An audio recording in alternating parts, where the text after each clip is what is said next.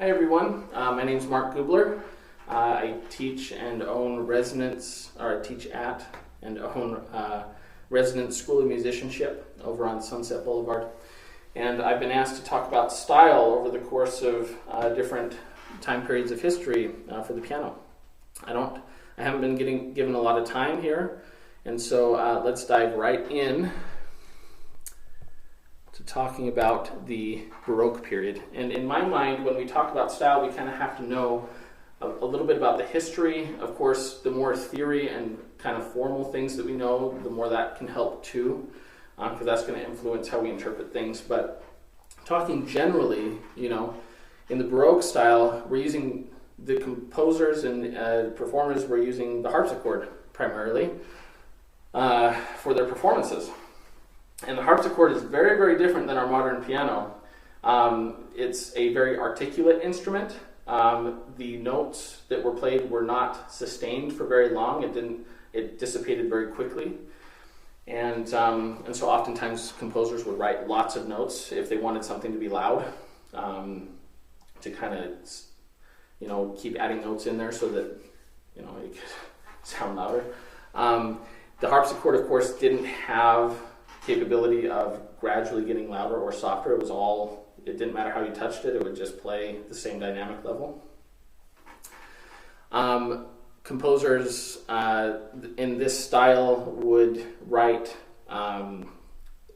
polyphonically in polyphony, where we're thinking of multiple voices, like you can think of soprano, alto, tenor, bass, each of those voices having equally important parts. And so the keyboard writers would often write in that way too. It's a style that's very highly ornamented. When we're talking about ornaments, we're talking about trills and mordents and turns and all sorts of things there. And because of the limitations of the harpsichord, if we want to be really true to that, we use what we call terraced dynamics, which is gradations of loud or soft, not gradually. So you start loud, and then you maybe have a lesser level of loud. Some might just say you have loud and you have soft, and that's it. There's a lot of different opinions on how dynamics should be handled on our modern piano, and you just kind of have to decide, what works for you. Articulation is very, very important in the Baroque period because that's how they express themselves. Without having that ability to have these sweeping dynamics and things, how long they held a note was in a way of expression. So we don't really use the pedal really at all, or very rarely in the Baroque era. The harpsichord, of course, didn't have a pedal or sustaining like that. I'd like to look at a couple pieces as examples of how we might interpret a Baroque piece. These are both Bach pieces. We have on the left invention number 8. And you can see in blue I highlighted what we call the subject, and in green I highlighted what we call the counter subject. And in Bach, he didn't articulate his music. He didn't write the articulations in. And so there's a lot of interpretation that can be added. The articulations added in to invention number 8 were added by the editor and are a little faded. And so suggestion here is for eighth notes, and for this eighth note subject, we articulate it by playing staccato. And then the counter subject, we play legato, these 16th notes. Right? And so we put them together, and every time we either play this eighth note subject or the 16th note counter subject, we are going to articulate them consistently, how we did at the beginning. So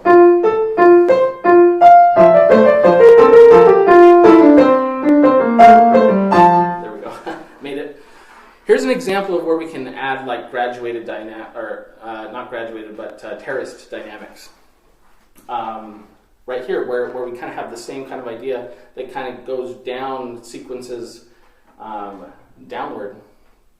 And we can just kind of move a little softer each time we do a new one. So I play the next one softer, and softer, and then I reach my softest level. that could be an example of how I might incorporate the terraced dynamics. Instead of like gradually getting there, I just kind of move down step by step until I get to piano, each measure. Here's an example of a Bach fugue in C minor. I played this on my senior recital a few years back, and you can see my teacher and I articulated every note of that subject that's highlighted at the beginning. And when you listen to different performers, they're going to articulate this subject in different ways. Once again, it's a means of expression. And so you can see we slurred, and then staccato, we hold.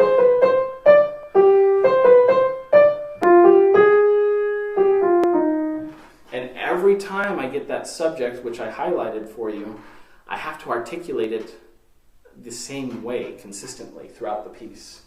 And that can get really, really tricky and complex. But it's one of the great things about Bach, and develops a lot of finger independence. That's just a couple of small examples of how I might approach a Baroque piece and stylistically, how am I going to interpret it? Like I said, not a lot of time, so moving on to classical.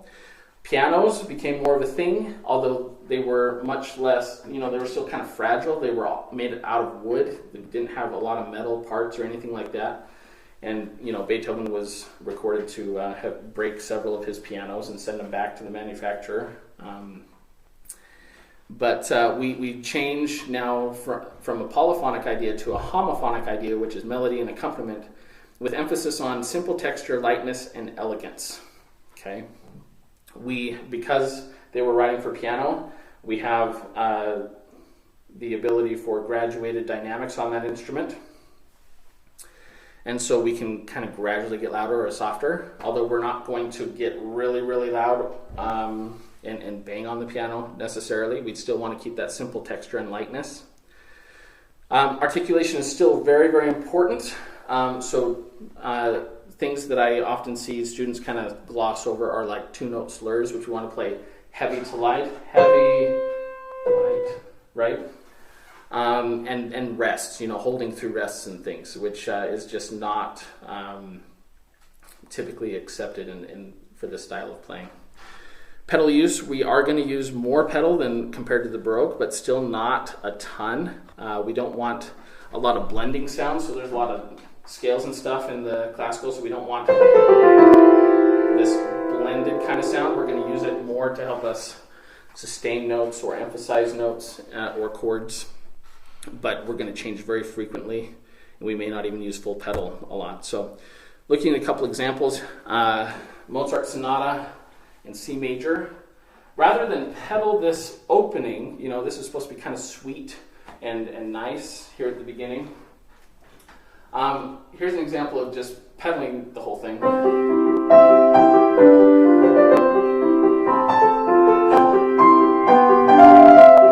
Okay. Which is, especially on my piano, is kind of thicker than I want. And so what I actually will do is, instead of using the pedal or even a gradation of the pedal, like half pedal, for example, I will actually hold the bass notes. I'll hold the bottom notes longer to kind of give a pedal type of sound.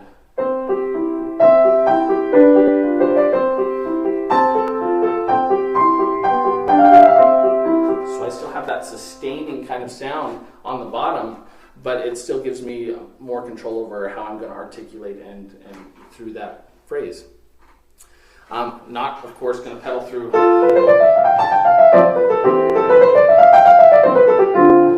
And you can swell to the top and get softer, but anyway. So those kinds of things, probably the first time that I would use pedal is right at the end of the first section. I might just use pedal to help me have, sustain and give a little bit of richness to these chords. And then maybe even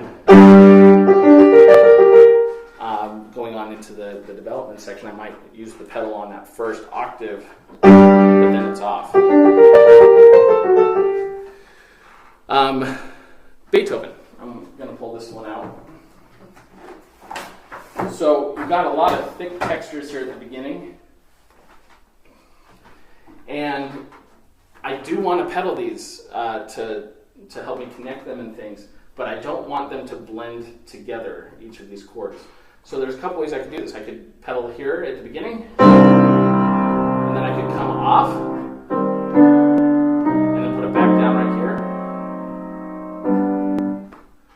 Or I could pedal all of it and just change the pedal on each chord.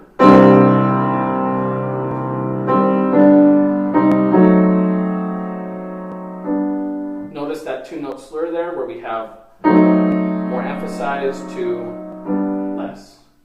And then, of course, rests and silence. And we go on that way. So, and even later, I kind of use a graded pedal here, like a half pedal, or even like a quarter pedal. So it doesn't get too thick, but I still get a pedal sound.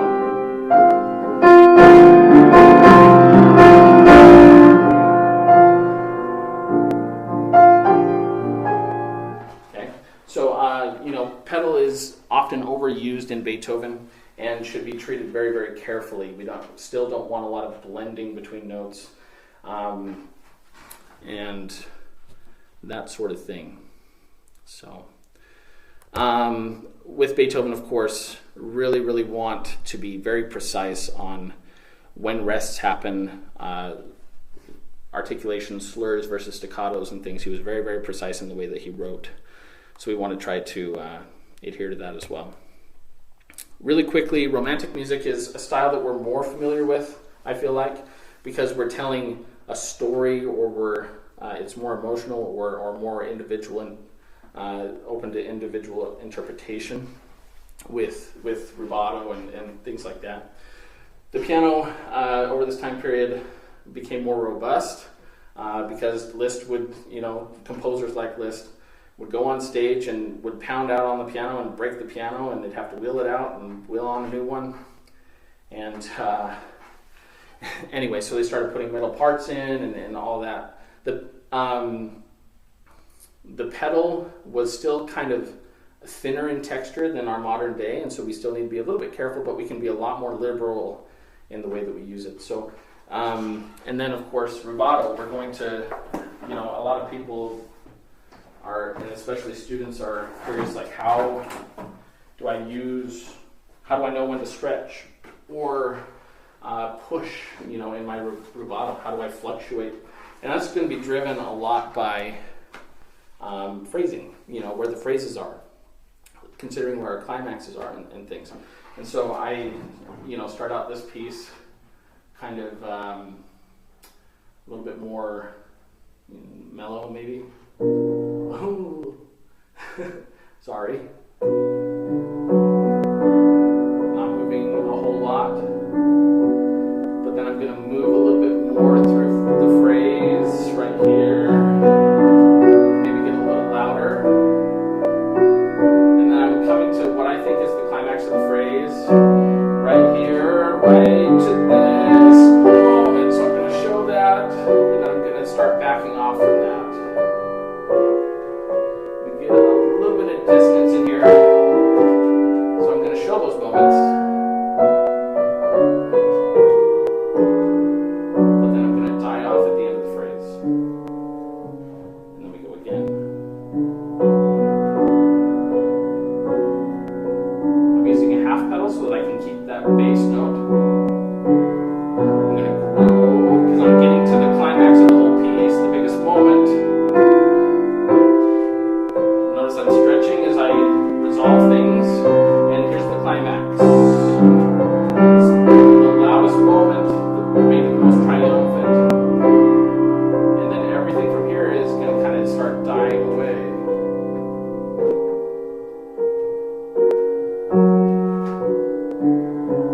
So with students, I'll often write in the music like stretch or push, and then it's really driven by phrasing or dissonance. Something that's more dissonant can be often pushed through a little bit more, and if it's consonant or resolved, we're going to kind of hold back and relax.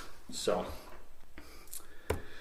20th century, I don't hardly even know what to talk about here, just because it's so wide in variety. Every composer did something different, really. We're talking about intellectual music and atonal. It doesn't really have a key center, very dissonant. I have an example here of Bartók, showing rhythmic complexity. You see that time signature 3 + 2 + 2 over 8, and that's really just meaning that the left hand is going, or just the meter is being driven by 1 2 3 1 2 3 1 2. Right. So you have very rhythmic and often very dissonant kinds of pieces. Very, like I said, very wide variety. But that's a brief overview. That's as brief as I could keep it on different style and how we might approach different compositions from different time periods. I hope that's helpful to you. If you want to talk more or more specifically about something, please feel free to email me, mdgubler26@gmail.com, or you can email the school, which is resonance@schoolofmusicianship.com. I'd be happy to talk more with you. So thanks for your time.